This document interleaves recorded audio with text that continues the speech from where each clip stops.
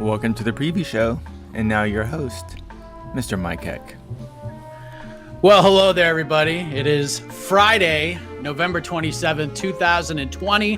Hope everyone had a great Thanksgiving.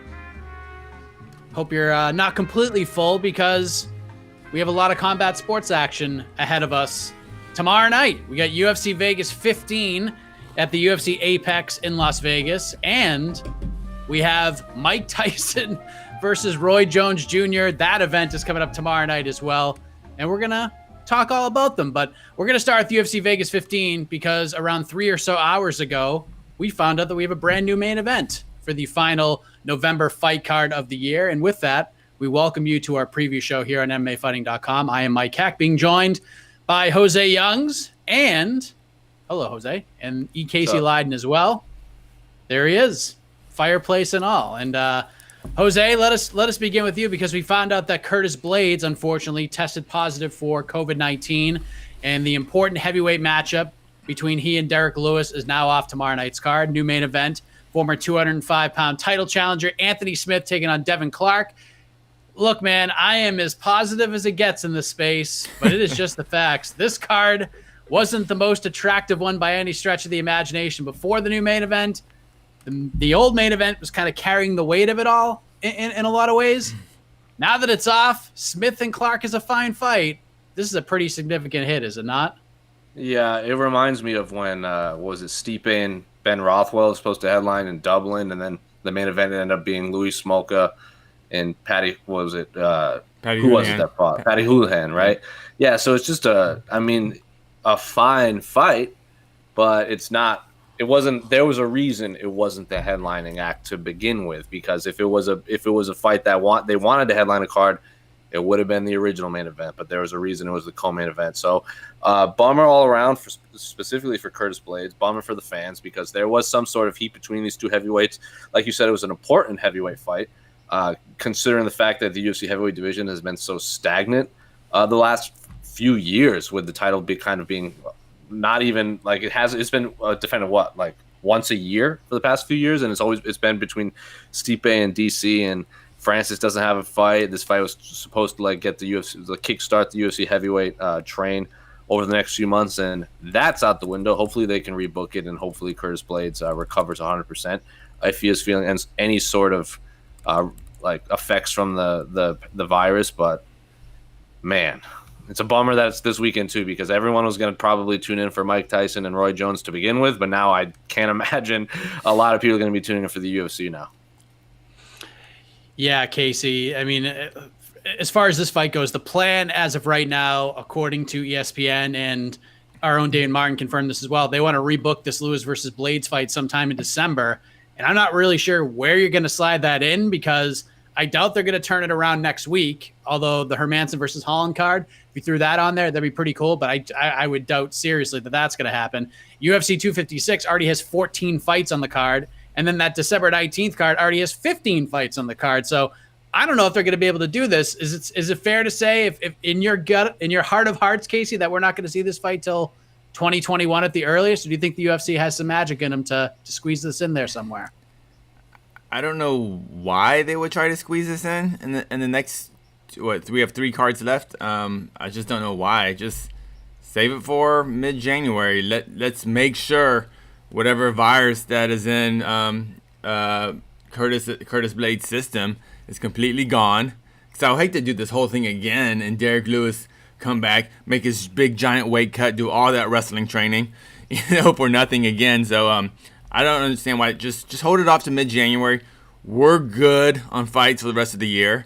So no, it's just no reason to rush this fight back. Just if you're gonna run it back in mid-January.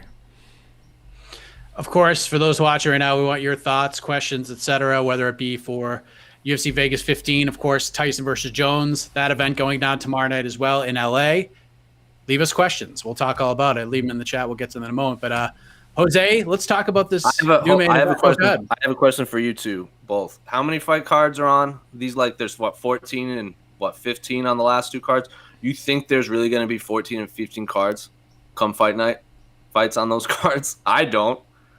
Say it's cool. There's 14 I bet it drops to 12 in the next few weeks because, like we said, has there been a card? What? But has there been a card? No. But that's not the issue. The issue is really Curtis Blades having the virus, and what? So basically, they're saying go back to camp, train again, cut weight while you still have this virus in your system. That's just. Does Curtis Blades cut a lot of weight?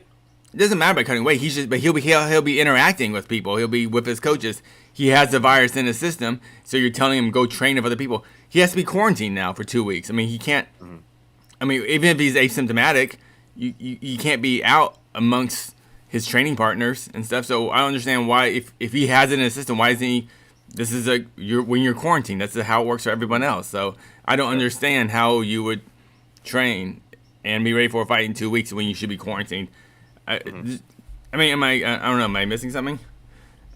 I have a feeling they're gonna stick him on one at the end. I get it. I just have a feeling they're gonna stick him on a card no matter because it's the UFC. They're gonna do it. Yeah, like it makes like I get it because they did it with RDA. They turned him right around. Like when he had COVID in like October, and then they booked him on a card in November, like a couple weeks later. I don't know. Didn't they do a Glover and Thiago too? Didn't they kind of try to book him a few times? Yeah. So I get it, but. The UFC's booked people on quick turnarounds before when they've had COVID, so I have a feeling they're going to do it again. Yeah, but you also had like a plethora of options. You could have done like if this happened in August, you had every Saturday through September, October, November, and most of December. Now you have, if you're going to do it in 2020, you have 3 other options. I would say 2 at best. And I mean, I guess you could like take a risk or take a shot and throw them on there and just see if something falls out, but it's just going to be a long night, and that's okay. I mean, if they can add it to either of those cards, sure, I'm totally okay with that. I just don't see why, because there's just those cards are loaded. Like no one's going. You know what? We need one extra fight on that card. No one's saying that. We are going to lose some fights, and it'll be down to 11 fights. Cool. Even 11 fights is too many. 10 fights is the number. But it just seems dangerous and unnecessary. I just don't. Yeah. I mean, it would have to go on 256, I would guess. I would assume so, yeah. It's just ridiculous. But so let's talk this new main event, Jose, because Anthony Smith, he's looking to get back on track. This is going to be his 50th professional mixed martial arts bout, taking on Devin Clark. Huge opportunity in front of him. First main event, definitely the biggest name he has faced in his entire career. What sticks out to you about this one at 205 tomorrow night? And on top of that, now we got a 5-rounder, despite the quick change-up. How much of an impact does that have on this fight? I mean, I'm sure it's going to impact the fight. Now you have to look at it completely different because what we were talking before we went on air, we were trying to figure out how many fights in a row Anthony Smith has headlined. Dating back, I think his last non-headlining fight was against Rashad Evans at UFC 235, 238, something like. It was at the Chicago card. I can't even remember. So it was that long ago when he fought Rashad Evans is when he was when he had a 3-round fight, and since then it's been 5-round against the upper echelon light heavyweight. So if we always talk about experience in 5-round fights versus your first 5-round fight. Devin Clark has never fought 5 rounds. Anthony Smith has pretty much only fought 5 rounds the last few years against John Jones, Augustin, Glover Teixeira, Ratchik. These are all guys who are top 5 light heavyweights in the world. So if you were giving Devin Clark any sort of chance in a 3-round fight, I think a 5-round fight drastically favors Anthony Smith. So, but Devin Clark could surprise us. But now I was pretty. It was like 60-40 for me, given how Anthony Smith has performed his last few fights. But now I heavily favor Anthony Smith in this fight. Yeah, it's kind of interesting because quick correction. Ratchet. When we fought Ratchet, it was 3 rounds. 3 rounds. It was 3 rounds. It was main event, but it was 3 rounds. So just quick correction. Yeah, I understand. What was the original? What was the original main event for that? Was that the Yair Zabit card originally? Yeah, that makes sense. Yeah. All right. Yeah, I stand corrected. No problem. But again, 5 rounds is 5. Yeah. He got smothered for 3 rounds. So still, bet he felt like 5 rounds in there. If the fight felt like it was 5 rounds. Right. For us. Like, why make this one 5 rounds, but not the Rakic fight 5 rounds? It's just because both guys wanted it. I mean, it's interesting how that all played out. But yeah, Casey, with Anthony Smith, I mean, he had the loss to Jones, great win over Gustafsson, the loss to Glover Teixeira, which ended pretty ugly. But if you go back and watch that fight, and we talked about this before the Rakic fight as well, he did look pretty good early in that one. He was landing in volume. He had a great first 2 rounds, and then he just kind of ran out of gas. And then, as you guys talked about, The Rakic loss, he just couldn't get anything going because he kept getting taken down over and over and over again. And Anthony knows it's been a rough stretch. He's had a lot happen to him this year, the home invasion, all that stuff. He's not making any excuses, but outside of maybe the John Jones fight, Casey, this has to be one of, if not the biggest fight of Lionheart's career, because if he drops 3 in a row, not a good place to be at all. Am I right? Yeah, absolutely. This is it's just a lot of pressure on Anthony Smith right now, and now he's bumped up to the main event. But Anthony Smith seems to, I don't know if he performs better under the pressure, but he definitely enjoys the pressure. And I don't know if this is good to be 5 rounds.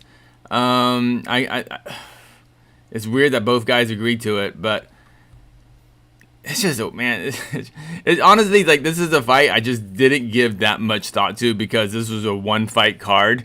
So when I woke up this morning, I'm like, oh, never mind. I got to really look up Devin Clark's record a little closer. But yeah, a lot of pressure on Anthony Smith. A lot of pressure.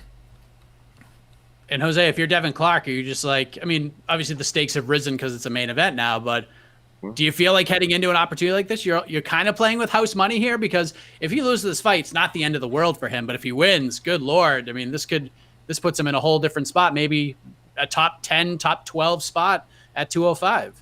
Yeah, well, like what did Dean Thomas say about the light heavyweight division when he was on the A side? Shallow, not deep whatsoever. So yeah, Anthony Smith might be on a losing streak. But again, what I said before, like, he's only losing to the best of the best. Like, if Devin Clark can put his name next to fighters like Glover Teixeira, Ratchik, like John Jones, like, those are the last few people that Anthony Smith has lost to. If Devin Clark throws his name into there, he's probably top 12, or at least deserves a top 12 fight. Whether that happens or not, I'm not sure because I'm not on the rankings panel. But yeah, to go from beating Alonzo Menafield to then beating Anthony Smith, what would it be? His third win in a row? Like, what, 4 or 5 overall? And who's he lost to? Like Jan and Ratchik? Am I missing someone? Ryan Spann, who's again another really good fighter at light heavyweight. So yeah, massive opportunity for Devin Clark to make a name for himself. Casey, you got a pick for this one? Jose, said that he favors Anthony Smith heavily now that it's 5 rounds. What say you?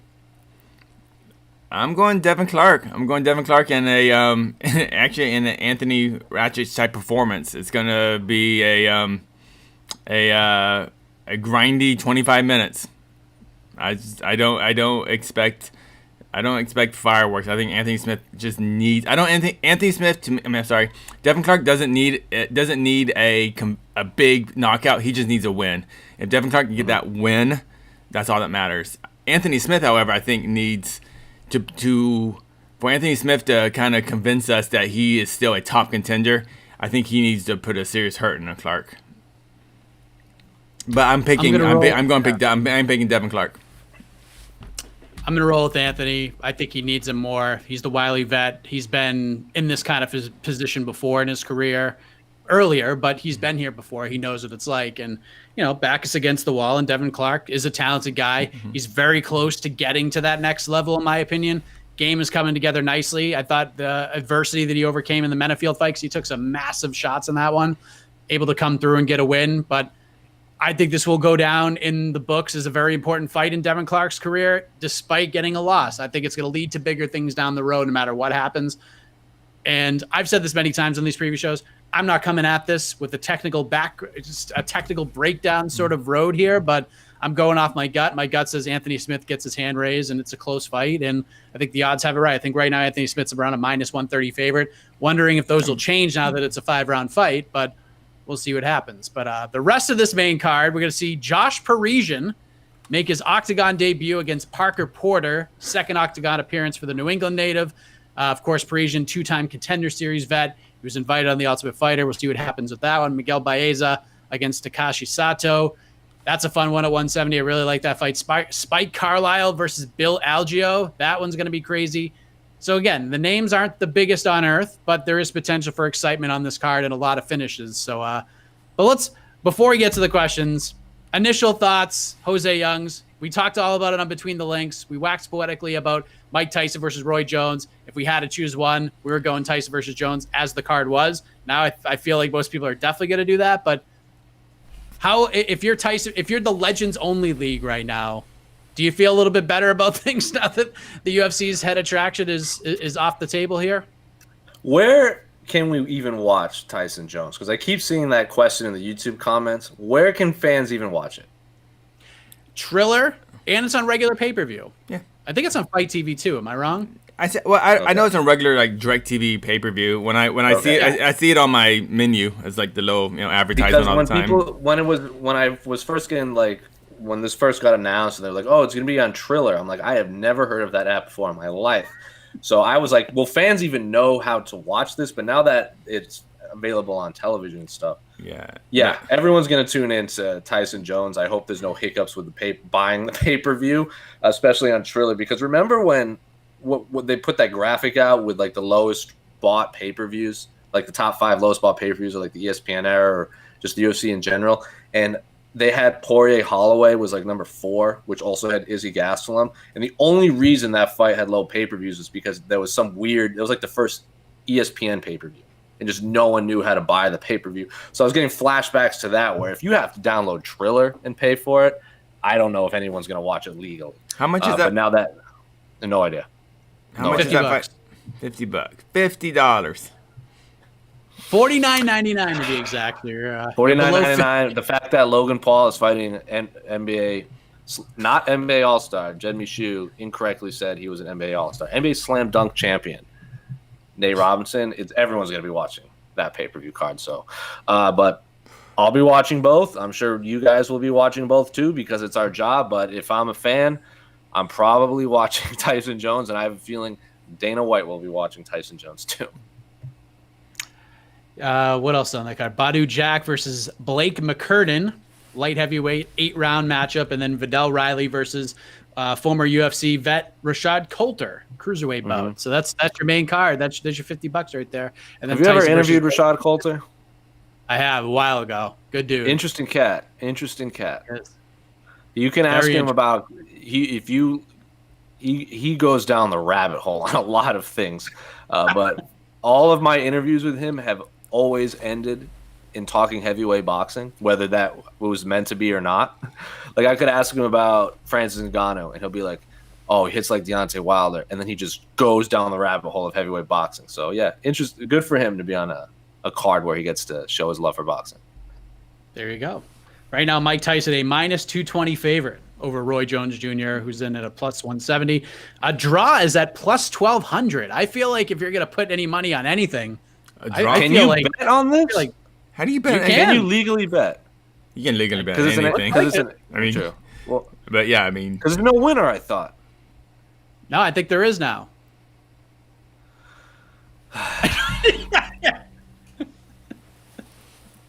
Okay. Yeah, I think the rules came out, and then Triller came out with something else, and it's a little confusing right now. But as of now, you can't bet on this fight. So there you go. Okay. So whatever. So if you find folks watching right now, you have UFC Vegas 15 questions. You got Tyson versus Jones questions. Bring them on. Ready? Bring them on. Ready. All right. We'll get after it. Oh, that's from last week. I know that's about the rules right there. Yeah, what? That's the rules. I just kind of this is my evergreen question. I throw up that one when I can't find a good question. What? What? All right. Oh, here from Mr. Boza, actually. Oop, let me fix this.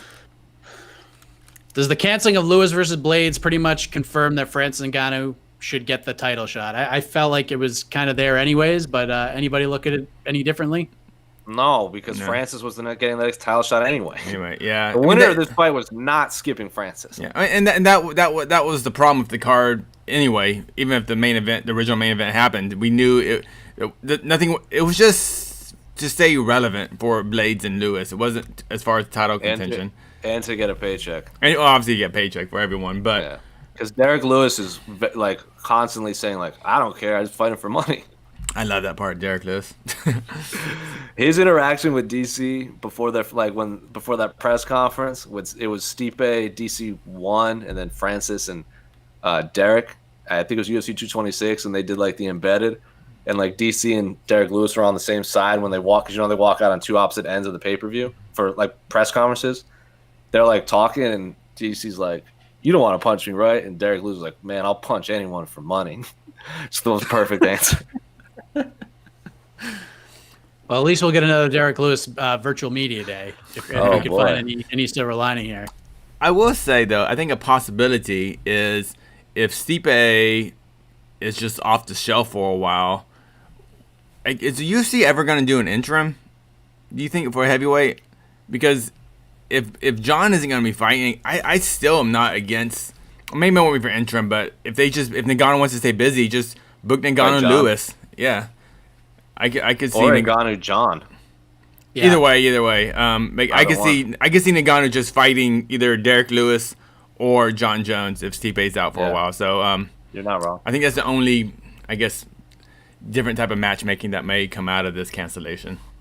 I agree, because I think Francis deserved the title shot even before fighting Jairzinho, and then he just cemented it with like a 30-second knockout. So I feel like it's going to be the same situation. Yeah. Like, fight Derek Lewis, someone will win, and then John. Like, if Derek Lewis wins, I don't think they could do Derek Lewis Stipe. But yeah, you're not wrong. Skip over. That would be rude. That would be rude. That would definitely be rude. Not enough people talking about Nate Robinson. Played Division I NCAA football and basketball, 2-time NBA dunk champ, under 6 feet, and is now boxing. The dude is a freak athlete. From Sean Guerrero. I would say, Jose, at this point, Tyson Jones it's a spectacle. It is what it is. Those are two names that are going to sell this thing. But I think if we're talking about actual boxing and an actual fight, I think the one that most people have their eyeballs on is Jake Paul versus Nate Robinson. What say you? And is Nate Robinson not getting enough love here? I think so, only because like what Sean Guerrero said in the YouTube comments, like, he wasn't like a two sport. I talked about this on the A side, I think, or I can't remember between the legs. Like, he's a 2-sport athlete in a Division I college. He was a freak athlete in the NBA. Like, winning the slam dunk competition when you're under 6 feet is nearly impossible, and he did it 3 times. Should have been twice. Dwight Howard definitely got robbed one of those years, or Andre Iguodala. Could have been both, honestly. I can't remember which one. But yeah, he's a freak athlete, and he might not have the sharpest boxing skills, because again, I've never seen Jake Paul fight, or whichever Paul brother. I know he has 2. He fought on that Logan Paul KSI. I think he was the co-main event against like KSI's friend, and then he had another fight against another YouTuber. But those are YouTubers. He's fighting a professional athlete. So Nate Robinson might not be the sharpest boxer in the world, but I can almost guarantee you the cat hits hard and has insane cardio, because to run around a football field, to run around a basketball court, and professionally is already incredible. It's not going to be any sort of technical fight whatsoever. I would not be surprised if Nate Robinson just walked in there and starched Jake Paul, Logan Paul, whichever one it is. Wait, there are 2 of them? Yeah. Yes. One of them is older than the other. They both look exactly the same to me. I assume one was older. I mean, one of them has a bunch of tattoos. That's literally the only way I can. I didn't know there were 2 of them. I thought there were One of them is the one that threw the parties at the beginning of the pandemic. He was having the pandemic parties, and the other one is the one that took the photo or the video in front of the dead body in the suicide forest. So pick your poison. Oh God, I thought they were okay. So they're both okay. They're both kind of scum. Okay, whatever. They're both awful. Yeah, they're both awful. So wait, what? Oh, I feel bad for even like getting this information. I don't even want this information in my head. But why is Nate Robinson fighting? I have no idea. It seems very random. I don't understand. It's like you telling me, oh, he's gonna fight. I don't know. Name a random shortstop. He's gonna fight. He's gonna fight. It's like, oh, did you hear Jake Paul's gonna fight Lance Berkman? Yeah, I'm like, oh yeah, Lance Berkman. He's a star athlete. Yeah, he'll win. Yeah, I don't know. It's like why am I talking about this? I don't know where it came from, because at one point Logan, who's the oldest one, Mike? I have no idea. I'll go. The oldest one, Logan Paul, was trying to set up a boxing match with Antonio Brown, who is still playing in the NFL. I'm like, come on, guys, what are we doing here? But okay, I've seen videos of NBA guys hitting the bag, and it's not very impressive. No, but is it more impressive than a YouTube star hitting the bag? What's it? What's a YouTube? I don't even know what a YouTube star means. He makes money off of YouTube. That's pretty much it. I guess I'm A lot of it. A lot of it. So is this celebrity boxing or are they real boxing? No, this is 100% celebrity boxing, but it's like they're actually gonna. Is this some exhibition too or professional fight? This is a fight. Wait, is this the guy that sparred and wrestled with Paulo Costa? No, that's the older one. That's the older one. Logan. That was Yeah. Logan. So this So is Logan was actually a legitimate wrestler in high school in Ohio. Yeah. Like you can ask Damon Martin all about it because Ohio is kind of a hotbed for wrestling. So Logan Paul has legitimate wrestling credentials. I don't know about Jake. So if he was going to do any sort of martial art, I would imagine he was going to do MMA. I have no idea why they're doing boxing. Okay, so Logan Paul was doing the wrestling with Paulo Costa. Yeah. But he's not fighting Nate Robinson. The other one is. No. Oh, okay. Yes. I don't. The whole time I was thinking like, oh, I've seen him like move around. He's in shape, dude. He's got good hips. Yeah. But it's a different guy. I thought it was the same it's guy his the whole younger brother. time. His younger brother is 2-0, I think, in boxing. But like against two YouTube personalities. Oh, against the KSW whatever. So again, I said this KSI? like 30 seconds ago. Logan Paul fought KSI. Logan Paul fought KSI, and Jake so Paul confusing. Jake Paul, the younger brother, fought KSI's his best friend. So it's Team KSI versus Team Paul brothers, basically main and co-main event. It was like when Connor and Nate fought on the same card as Artem and Chris Avila, except it was like that situation. So Logan Paul, and KSI, I think fought to a draw. And then Jake Paul beat KSI's friend. And then KSI had another fight against another YouTube personality. So he's 2-0 against YouTube personalities. And now he's going to fight a former NBA player. I'm done with this. Who knew that we would be giving airtime to the Paul brothers a la this is like Hamzat Shemaev-esque time on a preview show for these two guys. But for those who want to know, lads, on this, Logan Paul is the older brother by almost 2 years. Logan Paul. Okay, 2 years. Okay. Yes. All right. Get some questions. I apologize. Maybe if Jake wins, they do him and Ben Askren next. Who knows? Jake called out Askren and Masvidal, and then said, "I will fight Conor McGregor. That fight will happen." I'm just like, go home, bro. Like, get out of my life. So Ben Askren was talking about fighting the guy that's fighting tomorrow. Oh, Yeah. okay. Yes. Because I didn't know he was talking about. I'm like, all right. So I only know this because I made a graphic out for our site. So Logan is the oldest one, right? That's what we established. So Logan tweeted something like, "I'll give anyone $10,000 if they can take me down or something like that, or hold me down for however long." And Ben Askren's like, "Okay, I'll do that." And then Logan responded to Askren with a video clip of him getting knocked out by Masvidal, which is just lazy. And then Askren's like, "Yeah, it happens. I'm still gonna wrestle you." Oh man, y'all. I love it. Also, Dylan Dennis and the Paul brothers constantly chirp at each other through social media, so that's where we're at in the MMA world.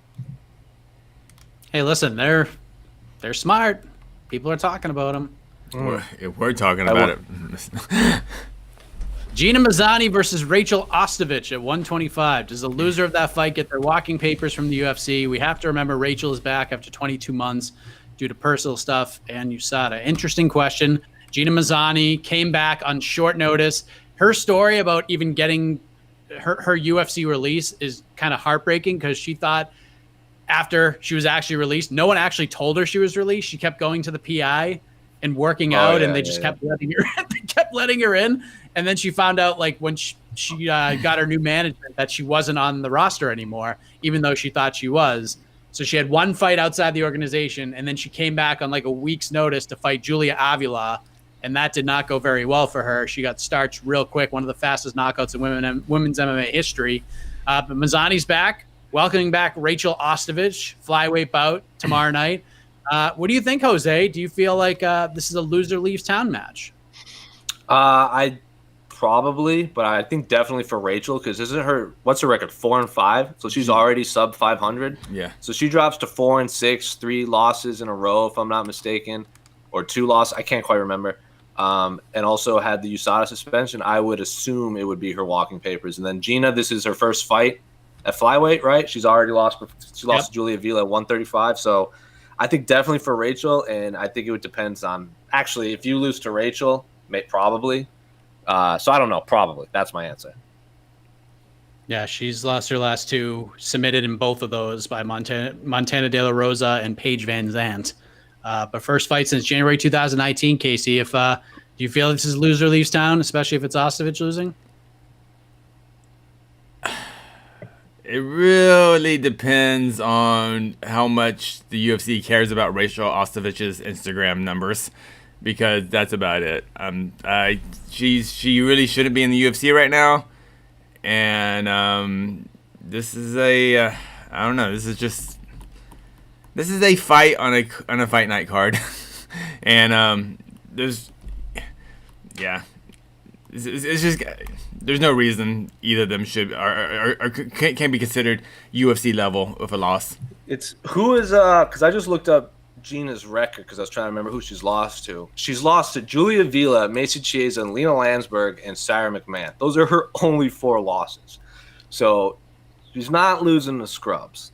And those are all at lightweight, too. So I'm curious to see how she does. Because, like, bantamweight, yeah. Bantamweight. When she hit the scale, she looked shredded. Like, she had no more weight to lose at 125. New camp, too. Training with James Krause and the MMA folk. Oh, so this is her first time at flyweight, then? For Gina? Yeah. Oh, okay. Yep. Oh, okay. Yeah, you're right. I didn't realize that. I always thought she was a flyweight, but yeah. Gina should win this. Gina should win this. I'll be shocked if Rachel comes out on top of this. Yeah, Gina's a minus 200 favorite. Okay, that's about right. That makes sense. What else we got? All right, so we got.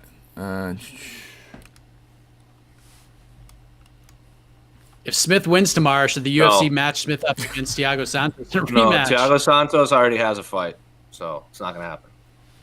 He's fighting Ratchik. And Reyes is fighting Jiri. All right. Yep.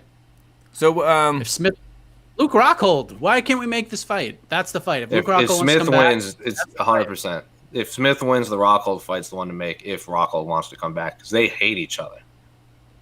Why do they hate each other so much? Luke Rockhold said some stuff about Anthony Smith, and Anthony Smith responded with, "I'm gonna." He had some real awful things to say about Luke Rockhold. Basically said it's on site if he sees him in the parking lot. Wow. I wonder if their beef goes back to Strikeforce, because they were both middleweights in Strikeforce together. I think it has something to do with if Anthony Smith can get a title shot, I can get a title shot. Like, it was more like he was like Anthony Smith is Anthony Smith is an awful middleweight. He's an awful light heavyweight, and he got a title shot. That's why I'm moving up. It was more like a negative remarks about Anthony Smith's skill set. Oh. Yeah, that's a fight to make. What is happening right now? Breaking news. Oscar Willis is messaging me about Tyson. I'm like, look at this. Oscar Willis. It's some hack from the Mac Life. Jeez. Later. What else we got? All right. Spike. He's returned. He's back. That fight's gonna be wild. Bill Algeo is a wild man too. So those two guys. I don't like to predict fight of the night before, but I'd feel comfortable saying those two guys are probably gonna be fight of the night tomorrow night. I think one.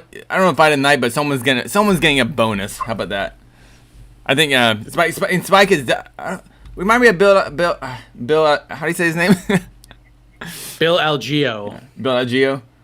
What? It's his second fight. Yeah, I don't remember. God, we have so many new guys in the UFC. It's ridiculous. Do you remember Bill Algeo's nickname? Carl Lamas. Yeah, Carl Lamas' last fight. Oh, okay. Oh, yeah, really good fight. Yeah, that was a good. Senor Perfecto is his nickname, if that makes a difference. That's right. Well, it's by card Oh, out. he lost. So Bill Algeo was the one that Brendan Loughnane beat on the Contender Series, and Brendan Loughnane didn't get the contract. But then when he fought Ricardo Lamas, Brendan Loughnane was like, "Why am I not fighting Ricardo Lamas right now?" Because I think was Ricardo Lamas supposed to fight Ryan Hall, right? Yep. Was that the fight? Okay, yeah. And then Ryan Hall fell out, and then they gave it to Bill Algeo, and Brendan Loughnane was like, "Hey, wait a minute, I beat Bill Algeo. Why am I not getting that fight?" Because if you remember, because that was the season opener that year of the Contender Series. It's also the first Contender Series in the Apex. So I went for that tour, and then they did the fights right after. And Brandon Fitzgerald and Paul Felder both said the winner of Loughnane Algeo is probably going to get the contract because they're both such highly touted prospects. And then obviously what Brandon Loughnane didn't get the contract. And there was all that controversy around it. So yeah, that is my memories of Bill Algeo. There's one every year in the Contender Series that should get a contract and didn't. This year was probably Anthony Romero, but it is what it is. Matt Fedler, should Lewis fight someone other than Blades in December to boost the Hermanson Holland fight night card or the 256 pay-per-view? I actually like this. Exactly. I think. Good. Okay, because I think Blades he needs to be out for a couple of weeks because if he has the virus in his system. So I just don't understand how he could come back next week. But Lewis versus really anybody on short notice would be awesome. Derek Lewis versus Curtis Blades' main training partner, Alistair Overeem, would be a scrap because they don't like each other either. And Overeem doesn't have to cut weight. And I am confident that Alistair Overeem knows the path to victory against Derek Lewis. I don't think Overeem has a fight, if I'm not mistaken, because he keeps calling out Jairzinho. He does? He's fighting... Is it Volkov? Yes. Ah, man. Overeem would have been the fight, I think. But they've called each other out a few times. I would rather see Lewis versus almost anybody, really. Like even the cop with 2 wins, the Caucus. Christakis? Yeah. I can't. Someone he's 2-0, right, in the UFC now. Yep. Yeah, he's just Lewis versus any one of those guys. Just those new up and coming heavyweights. That's what I want to see. I want to see Derek Lewis get in there because I'm assuming the UFC isn't paying him for this week. So bring him back a couple weeks. Lewis should be fine. And give him one of those heavyweights. Who is that heavyweight? Oh man, God dang it, the guy who always suplexes his wrestling coaches after he wins. Oh no! We're not giving him Romanov. No way. You don't think Lewis can handle that? You don't think Romanov can handle that? I just don't want to see it. You don't want to see it. I don't want to see those two guys fight right now. You like them too much? You don't want them seeing beat each other up? Yeah. Yeah, I know They're you mean. probably friends. Those two would get along great. Yeah. But there's somebody out there. You could just showcase Lewis if you need to. Yeah, that's what I mean. I'm just a showcase for Lewis, yeah. You could have just booted one of the heavyweights out tomorrow and just been like, listen, we'll give you your show money, but Derek Lewis is going to fight Parker Porter tomorrow night instead or something like that. It's like when Verdum was supposed to fight, was it Overeem in the UFC, and then when the fight fell out, they elevated Walt Harris from the prelims, and then Verdum tapped him in a minute. But who got screwed over though? Who was Walt Harris fighting? I don't remember. That's what I mean. So who's gonna be the Aaron Rosa? The guy that was fighting Seth Petrozelli when Seth Petrozelli got upgraded to fight Kimbo Slice. Let's find out. Who was he supposed to fight? It was actually Derek was supposed to fight Verdum, and Harris was supposed to fight Mark Godbeer, and then Lewis pulled out. So then they removed Walt Harris from the Godbeer fight, and Harris fought Verdum instead. That's right. At UFC 216. This is what someone said about as far as a winner, I guess, a winner for Tyson Jones. Commission won't give decision, but there will be one by WBC or whatever. I'm trying to pull up what Triller said. Let's see. Triller said We never meant to imply that CSAC was scoring this or deciding on a winner. We are 100% clear that is not correct. CSAC has provided a referee, and that ref is there to make sure the fighters are safe and to make sure they fight under the rules. He will not be scoring the fight nor deciding a winner. Rather, the WBC has been engaged to both score and elect a winner. They have 3 judges who will judge remotely due to COVID, and like other fights have been provided recently, on behalf of the WBC and not on behalf of the commission, who will be deciding the winner and judging the fight. So, yes, WBC will be the ones like ruling on the fight, not the commission themselves. Interesting. So weird. But listen, imagine there's like, as long as like, even if you just pretend, like even if you just say like, hey, in our heart of hearts, this guy won, at least you got something. It's weird like going through there and these 2 guys fought and there's no one announced as a winner. Like what the hell is that all about? Who knows?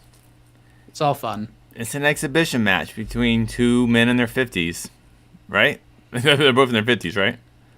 What's going to happen if Tyson like lands a ferocious uppercut? Are they just going to stop the fight? Is that what's going to happen? They're just going to stop it? They're like, ask Roy if he's okay. Then like, would you like to continue, sir? Like, I guess. Just. Hey man, if people are gonna pay $50 for it, you know what you're paying for. You're paying for an exhibition match without any real. I don't know what it is. You're paying for Nate Robinson versus the Paul. I don't know. This is weird. It's just It's perfect. It's perfect. It's perfect. There's so much mystery behind this that you almost have to spend the money just to see what happens. All right. I I'm looking at another question. Hey. Can Devin Clark wrestle Anthony Smith for 3 rounds? He could, but what's he going to do for the last 2 rounds, Prince? That's the question. You win 3. You only got to win 3 rounds. That's true. And then survive 2. Survive 2. He definitely could. Which is actually kind of how I think the fight will go, to be honest. But we'll see. I am excited to hear Devin Clark's dad in his corner for 25 minutes. Yeah. That is tremendous. That's tremendous television. He's going to have to pace himself. Because right now in his head, he's been going, I got to do this for 15 minutes. But now the game changes for us. The game changes for Clark's dad. God, he's one of the personalities of the year, in my opinion. I was disappointed because I was at Devin Clark's fight against Alonzo Metafield, and we didn't get to talk to Devin Clark at all because he broke his face in that fight. He still won, but we want to talk to him about his dad. I don't know if you remember, but he got down on one knee when they were doing fighter introductions, held his fist up and put his head down. So there was a lot of things we wanted to talk to him about, but we didn't get the opportunity. So, yeah, glad that he went from not being able to speak to the media to now headlining a card. So I'm actually really fascinated what he has to say if he does win. If you want to get his thoughts, too. Yeah, if you want to get his thoughts about that fight, you can go back into the archives and check out prior episode of What the Heck. He joined us a couple days after that fight. Are y'all as excited for the Alpha Ginger as I am? Of course. That fight is going to be bananas. Him and Bill Alger are going to beat 6 shades of caca off of each other. I can't wait. Whoa. I know. It's language. That's going to be a fun fight. Why is Casey always confused? Why is that, Casey? Do you want to address this? A lot of things are going on. I wake up, I'm expecting Clark Lewis. Lewis Blades. Lewis and Clark. I'm expecting Lewis and Clark documentary, and all of a sudden there's people fist fighting on my screen. It's like, I thought this was about the Louisiana Purchase. What is this? I want a history lesson here, not a cage fight. There is a serious lack of Sacagawea on my screen right now. So there's your answer, John D. That's funny. What's Baeza's ceiling if he beats Sato, and who do you think Baeza should be matched up with his next bout? I assume if victorious. Baeza is a very exciting prospect. Yes, he is. Undefeated. Yeah. He's one of those guys that you kind of have to be careful with, but you're kind of excited about too. Like I feel like he could hang in there with. I don't know if he can hang with top 15 guys just yet, but I think you could start throwing him. The win over Matt Brown was super impressive. This is a good next step for him. I did not like the Mickey Gall idea at all. I definitely didn't like that, but we'll see. I mean, he's definitely a 170er to get excited about. What do you think his ceiling is, Jose? I mean, he's undefeated, and he's like his fight against Matt Brown was pretty violent. But again, it was fighting Matt Brown in the year 2020 after Matt Brown took that long layoff. So I think we're gonna answer a lot of questions on Saturday against Sato. But in terms of if he does win, who would I like seeing him fight? I don't know. Like Tim Means, I think would be a fun fight. Tim Means just won. I think they're probably on that. If there is, like, say we're doing a top 50 welterweight rankings, I feel like Means and Baeza would probably be somewhere in like that. They're within 5 of each other, so Tim Means has fought like 1,000 fights. Just coming, they would be similar on the similar calendar, like trajectories. And Tim Means has made it known he fights for the paycheck rather than his being the. Like, obviously, I would imagine he wants to be champion, but his first priority is fighting for a paycheck. And I like the Tim Means Baeza fight if Baeza does wins, of course. Matt Brown beat Tim Means on UFC 189. It was the only exciting prelim fight on that card. The main card was probably the greatest main card ever. Prelims weren't great, but yeah. So that's my answer. Baeza, Tim Means, but in terms of his ceiling, we're gonna get a lot of answers on Saturday. Yeah, I like him. I like the Means fight too. It's a good idea. If they don't do Means versus Robbie Lawler, which could happen. Yeah, you're not wrong. Nicholas Dalby too, I think, because I'm just trying to think of welterweights that have won recently. Actually, I was gonna say that. I was gonna say Baeza versus actually either Danny Rodriguez or Dalby. Dalby. Well, I know who's the Leech fighting? Doesn't he have a fight? Is he fighting Dwight Grant? Dwight Grant. Yeah. Maybe the winner of that too. Like, there's a lot of fun fights for him at welterweight. Yeah, sure. Baeza's in that the way he fights, his style, and kind of where he is in the rankings. Like, as long as he wins, like he's gonna be an exciting fighter. We're gonna see him kind of this kind of right outside the top 15 for a few more fights. But if he looks good, yeah, I really don't have. I can't put a ceiling on him because I just don't know how good he is. And but everything right now shows that he can be really good, and we're gonna find out. Agreed.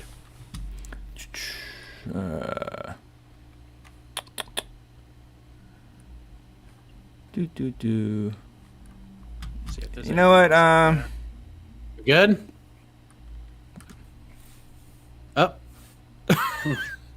Too soon? No.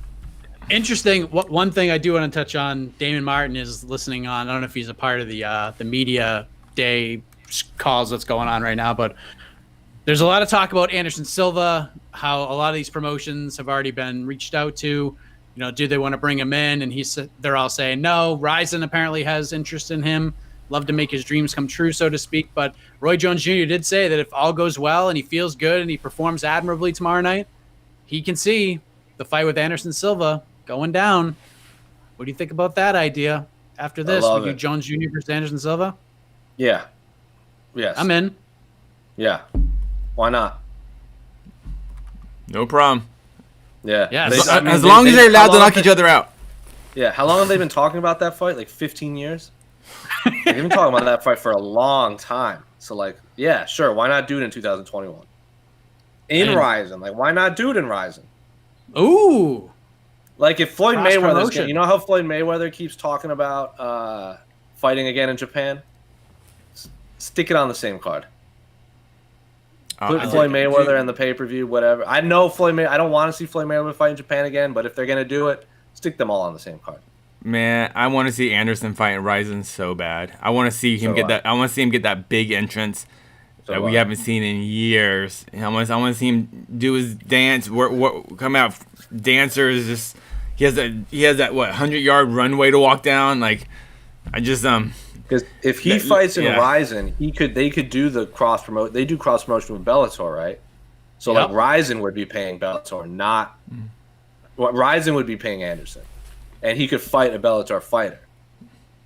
So we could see MVP versus Anderson Silva in 2021 in a boxing ring, which would just check all of the boxes for me in terms of a fight I would want to watch. There's actually a lot of fights I want to see for Anderson outside the UFC. I'm actually pretty excited about it. I'm not even gonna name him yet because I don't want to the people oohing and ahhing, going, "That's a great idea, Casey." But I'll hold off on this. You don't want to jinx it. Yeah. He doesn't want to jinx anything, folks. So there you go. Curses are real. Trust me. Yep. For sure. Actually, real quick, let's get some just basic questions out. What time is everything tomorrow? Do you know? Are we talking about? I know for the UFC prelims are supposed to start at 7, main card at 10. Ooh. Eastern time. By the way, Eastern time. why would you? Yeah, 10 Eastern. Why would you do that? Why would you do that? Yeah. Can we do this early? We like the early start times, but it is what it is. I don't know. Start time 9 p.m. Eastern, main card for Tyson Jones. All right.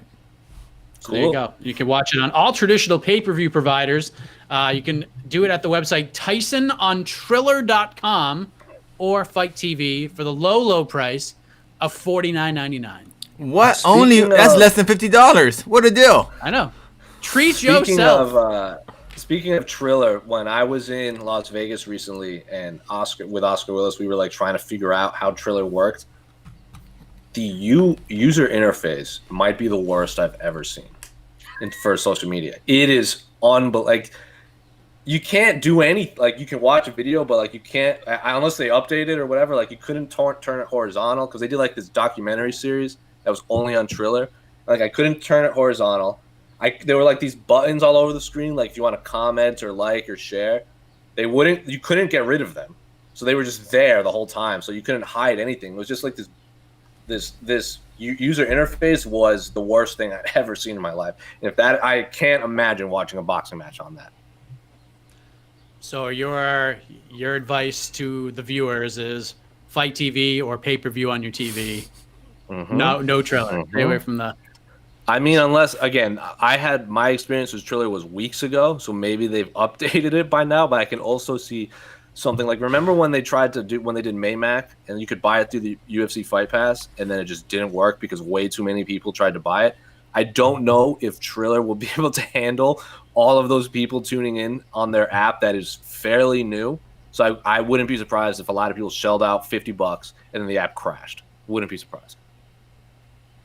We'll see. They're saying there are experts out there, and maybe it's just legends only themselves saying that so far this is the record-breaking pre-sale for a pay-per-view event heading into tomorrow. But we shall see. It will be fun, folks. It will be fun. We'll find a way. Who pays money beforehand for a pay-per-view? I still don't get that. Like, maybe it's maybe you want to pay because you get 2 paychecks a month. You want to buy it ahead of time on the paycheck that doesn't go towards your rent, because some people pay rent with the last paycheck of the month, and then the first paycheck of the month they use for like whatever else they want. So that could be because I know that because that's what I used to do back in the day. Like my first paycheck, I would order the pay-per-view. Second paycheck, you pay rent. So you're living paycheck to paycheck, but yet you still got $50 to watch. I mean, not anymore, but I was at a time. Hey, I'm just saying priorities. Priorities. Yeah, people. man. Before I covered the UFC and MMA for a living, and there were less fight cards a year. So like, remember, like there was that era when pay-per-views you couldn't miss. So like, of course, I'm gonna buy like Shogun Machida with my first paycheck, and then I'm gonna pay rent the second paycheck. Paying rent, overrated. Yeah, seriously. Hey, before we get out, can you guess how many pockets this jacket has? 1, 2, 3, 17. 4, 5, 6. Are we counting inside? It's a pocket. So 1, 2, 3, 4, 5, 6, 7. I'm gonna say 8. 8 pockets. Hold on. This is got 1, 2, 3, 4, 5, 6, 7, 8. Wait, I counted that twice. Wait, I lost count. 8, 9. Wait, maybe. And there's one in here. 10. So I got 10 pockets on this. And my downfall was I didn't see the pocket above the pocket at the top. Yeah, this hidden pocket. Yep.